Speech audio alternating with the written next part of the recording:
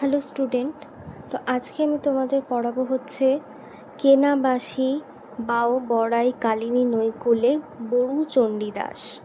তার আগে তোমাদের বলে দিই, যারা যারা আমার চ্যানেলে নতুন এসেছো তারা অবশ্যই চ্যানেলটাকে সাবস্ক্রাইব করবে, লাইক করবে আর কমেন্টে জানাবে তোমাদের কি বিষয় আমি লেখাপড়া করালে খুব সুবিধা হয় বা কি বিষয় আলোচনা করালে তোমাদের সুবিধা হয়। আর যারা যারা ক্লাসটা করতে চাইছো তারা কি করবে, তারা সামনে দেখো একটা জিমেল আছে, সেখানে তোমরা যোগাযোগ করে নাও। সকলেই হয়তো এটা পড়েছো, কেনা বাসি বাও বড়াই কালিনী নৈকুলে বড়ু চণ্ডীদাস। অবশ্যই তোমরা সকলে পড়েছো, কিন্তু আমি এখানে রিডিং পড়ে টাইমটা একটু নষ্ট করব না একদম। আমি ডাইরেক্ট কিছু প্রশ্ন উত্তরে চলে যাব। কেনা বাসি বাও বড়াই কালিনী নৈকুলে পদটি কোন খণ্ডের অন্তর্গত? বংশী খণ্ডের অন্তর্গত। বাজাও সুস্বর বাঁশি নান্দের নন্দ। নান্দের নন্দ বলতে কাকে বোঝানো হয়েছে? কৃষ্ণকে বোঝানো হয়েছে। কৃষ্ণ ছিলেন নান্দের পুত্র, তাই জন্য তাকে বলা হয়েছে। পাখি নহে তার ঠাই উড়ি পড়ি যাও। চরণটির অর্থ কী? আমি তো পাখি নই যে উড়ে উড়ে তার কাছে চলে যাব। কার কাছে বলছে? এখানে হচ্ছে কৃষ্ণের কাছে। ঠিক আছে, এখানে কিছু সেন্টেন্স তুলে দেবে, সে অনুযায়ী বলবে এটা কিসের চরণ, চরণটির অর্থ কী, বা ওটার মাধ্যমেই প্রশ্ন করবে আর সেগুলোই তোমাদেরকে উত্তর দিতে হবে। সেজন্য আমি আর বেশি এটা নিয়ে আলোচনা করছি না। এবার চলে আসবো বড় প্রশ্নে, যেটা খুবই ইম্পর্টেন্ট। তো বড় প্রশ্ন একটা আলোচনা করে দিচ্ছি। প্রশ্নটা হচ্ছে, কেনা বাসি বাও বড়াই কালিনী নৈকুলে পদটি ভাব সৌন্দর্য বিচার করো। আলোচ্য অংশটি শ্রীকৃষ্ণ কীর্তনের বংশীখণ্ড থেকে গৃহীত। কৃষ্ণের বংশীধ্বনি শুনে রাধার দেহমন আকুল, আকুল তার শরীর, বেআকুল তার মন। এই বংশীধ্বনি তাকে এমন উতলা করেছে যে তার রন্ধন কার্য গোলমাল হয়ে যাচ্ছে।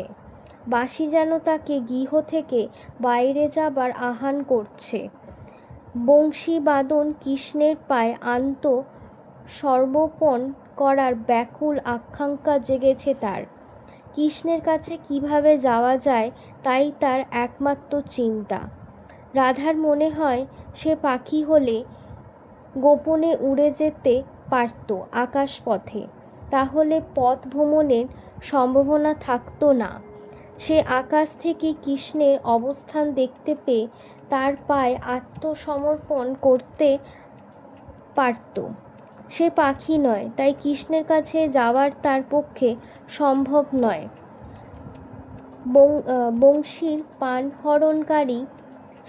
বাঁশির পানহরণকারী পান আকুল করা আহ্বান উপেক্ষা করা তার পক্ষে অসম্ভব।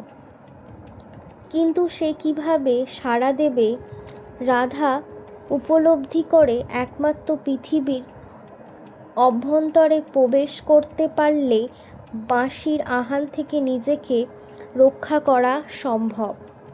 পৃথিবীর উপরে এমন কোন স্থান নেই যেখানে গেলে অসীমের আহ্বান সে এড়াতে পারবে।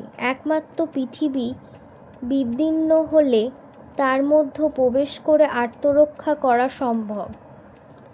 বনে আগুন লাগলে পশুরা ছোটাছুটি করে নিজেদের বাঁচানোর জন্য। সেই আগুন চোখে দেখা যায়, তা গোপন বা অদৃশ্য নয়। কিন্তু কুম্ভকার যে আগুনে হাঁড়ি কলসি তৈরি করে, সেই আগুন বাইরে থেকে দেখা যায় না। রাধার বিরহও সেই রূপ। বাইরে থেকে তা দেখা না গেলেও সেই আগুন নিরন্তর রাধার অন্তরকে দগ্ধ করে বেদনাত্মক করে। শ্রীকৃষ্ণ কীর্তন কাব্য রাধা চরিত্রের বিবর্তন একটি কাব্যিক মহিমা সৃষ্টি করেছে।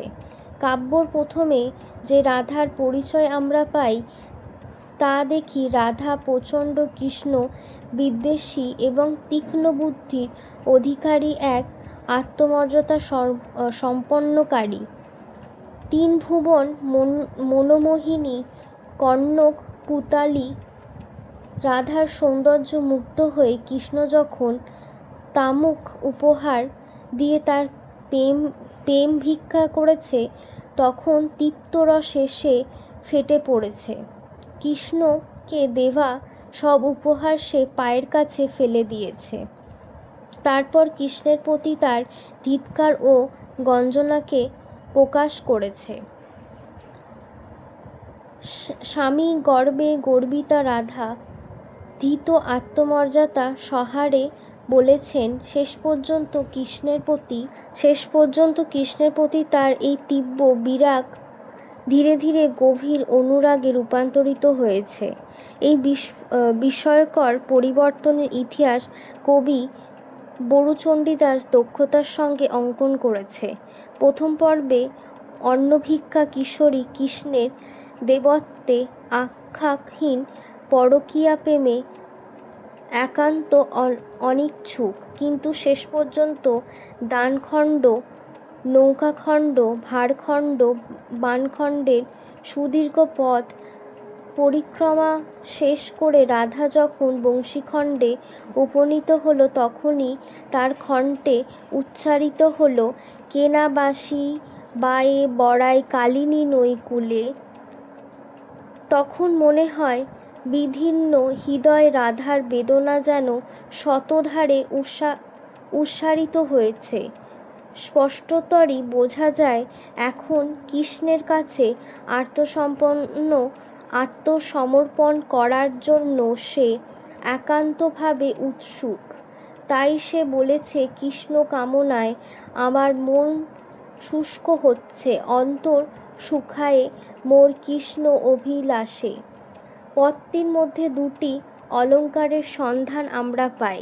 পাখি নহ তার ঠাই উড়ি পড়ি যাও, মোর মন পড়ে যেন কুম্ভারের পনি। প্রথমটি লুপ্তমা এবং দ্বিতীয়টি প্রতীয়মান উপেক্ষা উদাহরণ। অলঙ্কার দুটি পদটির কাব্য সৌন্দর্য বহুলাংশে বৃদ্ধি করেছে। তাছাড়া এর পদটির মধ্যে গীতি কবিতার সুর মূর্ছনা উজ্জ্বলভাবে ফুটে উঠেছে। যে গীতি কবিতার পাবন আমরা বৈষ্ণব পদাবলিতে লক্ষ্য করেছি, তার পূর্বাভাস ফুটে উঠেছে এখানে। সবচেয়ে বড় কথা, বৈষ্ণব পদাবলিতে যে আধ্যাত্মিক তথ্য বিরাজমান তার বীজ নিহিত আছে এই পদটির মধ্যে। রাধার বিরহ যন্ত্রণা, তার ভাব তন্ময়তার বারে বারে আমাদের বৈষ্ণব পদাবলীর রাধাকে স্মরণ করিয়ে দেয়।